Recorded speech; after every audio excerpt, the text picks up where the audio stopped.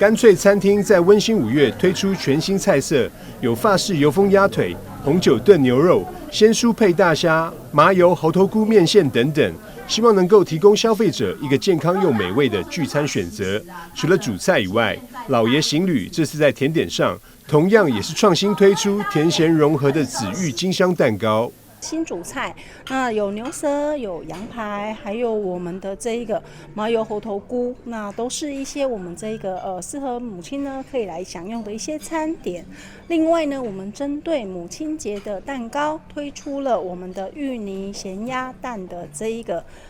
母亲节的这个咸甜口味的蛋糕，总共有5层的这个层次的口感。除了这一个芋泥呢、咸鸭蛋之外，还有加上 mascarpone 的 cheese， 让它呢更显现它的滑润的口感。不止甜咸口味特别，这个紫玉金香蛋糕还有5层不同的配料，呈现出5种不同的滋味与口感，相当特别。记者张硕维台南报道。